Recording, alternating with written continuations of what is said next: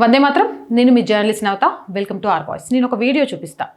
ఈ వీడియోలో మాట్లాడుతుంది పాకిస్తాన్ ప్రధానమంత్రి ప్రత్యేక సహాయకుడు రానా సనావుల్లా. ఆ ఇంటర్వ్యూ చూడండి. చూసిన తర్వాత మనం మాట్లాడుకుందాం.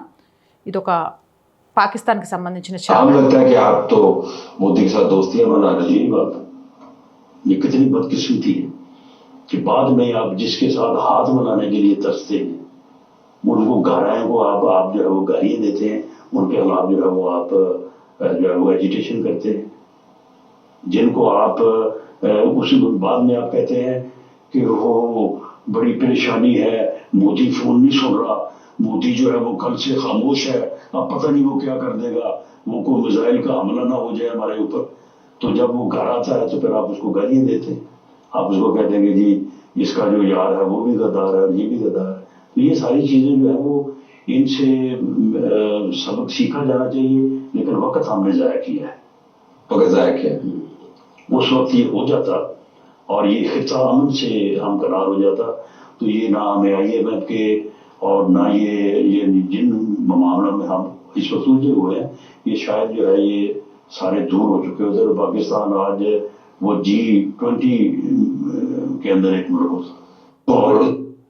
చూసారు కదా, ఇది స్వయాన రానా సనావుల్లా పాకిస్తాన్ ప్రధానమంత్రి ప్రత్యేక సహాయకుడు చెప్తున్నమాట. మేము మోదీతో స్నేహం పెంచుకోవడానికి ప్రయత్నిస్తున్నాం, మేము తప్పు చేశాం, క్షమించరాని నేరం చేశాం, ఆ నేరానికి రోజు శిక్ష అనుభవిస్తున్నామని. అక్కడ యాంకర్ అడిగింది ఏంటంటే, మీరు మోదీతో స్నేహం పెంచుకుంటున్నారని మీపై ఆరోపణలు వస్తున్నాయి కదా, దాని గురించి ఏం చెప్తారు అంటే ఆయన చెప్పింది, రానా చెప్పింది ఏంటంటే, ఇది ఎంత దురదృష్టమైన విషయమో కదా. మొదట ఎవరైతే మనతో చేతులు కలపడానికి స్నేహం చేయడానికి ముందుకొస్తారో వాళ్ళని మనం తిడతాం, వాళ్ళకు వ్యతిరేకంగా ఆందోళనలు చేస్తాం, ఆ తర్వాత వాళ్ళతో మాట్లాడడానికి మనమే ఆరాటపడతాం. ఇప్పుడు మన పరిస్థితి ఎలా ఉందంటే, మోదీ ఫోన్ ఎత్తడం లేదు, మోదీ చాలా నిశ్శబ్దంగా ఉన్నారు, అమ్మో రేపు ఏం చేస్తారు, అమ్మో ఎక్కడ మనపై క్షిపణుల దాడి జరుగుతుందో అని భయంతో వణికిపోతున్నాం. మనకు లభించిన మంచి సమయాన్ని మనం వృధా చేసుకున్నాం. మోదీ పాకిస్తాన్తో కలిసి మాట్లాడాలి, ఇవేవీ లేకుండా ఉగ్రవాదాన్ని లేకుండా చేసేసి పక్క దేశాలతో ఎప్పుడు మైత్రి సంబంధాన్ని కలిగి ఉండాలి అని ఆలోచించిన టైంలో మనం నిర్లక్ష్యం చేసి ఉగ్రవాదాన్ని పెంచి పోషించి మోదీకి వ్యతిరేకంగా తయారైనాం. ఈరోజు మోదీ ఎప్పుడు సమయం ఇస్తారా మాట్లాడడానికని ఎదురు చూస్తున్నాం. ఒకవేళ ఆ రోజు సరైన నిర్ణయం తీసుకొని ఉంటే మన ప్రాంతంలో అంటే పాకిస్తాన్ ప్రాంతంలో కూడా శాంతి ఉండేది. ఈరోజు పాకిస్తాన్ ఏవైతే సమస్యలు ఎదుర్కొంటుందో IMF సమస్యలు, అప్పుల బాధలు ఉండేవి కాదు. అంతేకాదు పాకిస్తాన్ కూడా G20 దేశాల గ్రూప్లో చేరి ఉండేవి అంటూ చెప్పాడు.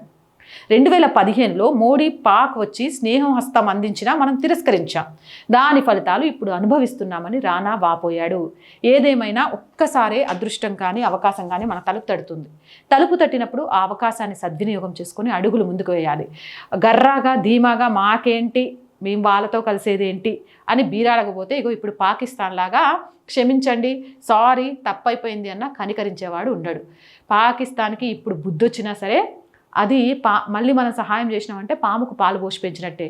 అది మోదీ గారికి బాగా అర్థమైంది. అందుకే ఈరోజు వాళ్ళు ఎంత అర్థిస్తున్నా కూడా రక్తం నీరు ఒకే దగ్గర పారవు అని చాలా కరాఖండిగా చెప్తున్నారు. మోదీ తీసుకున్న నిర్ణయంపై మీ అభిప్రాయం కామెంట్ చేయండి. జై హింద్, జై భారత్. అండ్ మోర్ వీడియోస్ కోసం our group of channels, our voice, our political, our Sanskriti ఛానల్స్ని వెంటనే సబ్స్క్రైబ్ చేయండి. అలాగే కంటెంట్ బాగుంది అనిపిస్తే లైక్ చేయండి, షేర్ చేయండి. ఆర్థికంగా ఆర్ వాయిస్కి చేయుతగా నిలవండి. ఆర్థికంగా సపోర్ట్ చేయాలి అంటే సబ్స్క్రిప్షన్ పక్కనే జాయిన్ అనే బటన్ ఉంది. 1 to 5 లెవెల్స్ ఉన్నాయి, ఏదో ఒక లెవెల్లో సపోర్ట్ చేయండి. లేదా స్క్రీన్ మీద గూగుల్ పే, ఫోన్పేతో పాటు అకౌంట్ డీటెయిల్స్ ఇచ్చాను, మీకు తోచిన సహాయాన్ని అందించండి. వ్యాపార ప్రకటనల కోసం 8328 500 576 నెంబర్ని సంప్రదించండి. జై హింద్, జై భారత్.